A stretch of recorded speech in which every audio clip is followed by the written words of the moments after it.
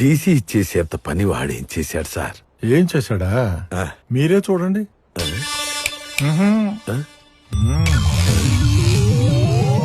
రే బుజ్జి, class room లో ఏం చేస్తున్నావురా? హోంవర్క్ చేస్తున్నానన్నా. రే, హోంవర్క్ ఇంట్లో చేసుకోవాలి, స్కూల్లో ఆడుకోవాలిరా. మన ఇద్దరం ఒక ఆట ఆడదామా? ఏ మాట? ఏం లేదురా, నీ కళ్ళకు గంతలు కట్టి ఒక చోటకు తీసుకెళ్తా. అక్కడ నువ్వు సుస్సు పోయాలి. మళ్ళీ నేను ఇక్కడికి తీసుకొచ్చి నీ కళ్ళకున్న గంతలు తీసేస్తా. నువ్వు సుస్సు ఎక్కడ పోసావు కనుక్కోవాలి. ఓకేనా? సరే. రే బుజ్జి, నేను 1 2 3 స్టార్ట్ అనగానే ఏం మాట్లాడకుండా సైలెంట్ గా జిప్ ఓపెన్ చేసి సుస్సు పోసేయాలి. ఓకేనా? ఓకే అన్నా. స్టార్ట్. పోయండ్రా.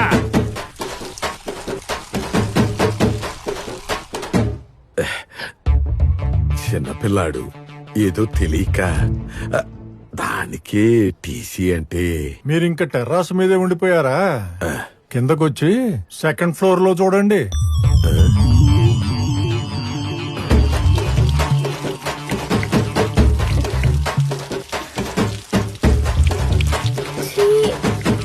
స్వీటీ, ఇది వర్షం కాదు.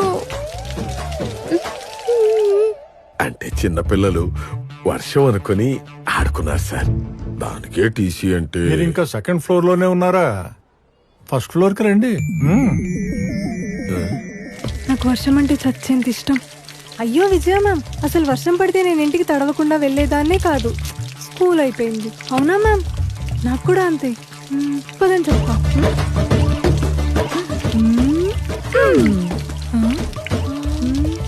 సునీత మ్యామ్, ఇవసలు వర్షం నీళ్ళే కాదు.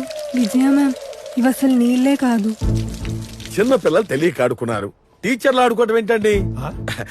ఆడుకున్నారే అనుకోండి, చిన్నపిల్లలాగా చేతులు బయట పెట్టి ఆడుకోవచ్చు కదా, అలా మొహాల మీద కొట్టుకోవటం ఏంటండి? అంటే నేను చెప్పేది ఇంత చిన్న విషయానికి టీసీ ఎందుకండి అని. అంతేగా? మీరింకా ఫస్ట్ ఫ్లోర్ లోనే ఉన్నారు. గ్రౌండ్ ఫ్లోర్ కి రండి. చూసారా మాస్టర్, బయట ఎండగానే ఉంది కానీ వర్షం పడుతోంది. వర్షం నీరు ఆరోగ్యానికి చాలా మంచిది. అవి దొరికినప్పుడే తాగేయాలి. కింద పడింది అనుకోండి పొల్యూట్ అయిపోతాయి.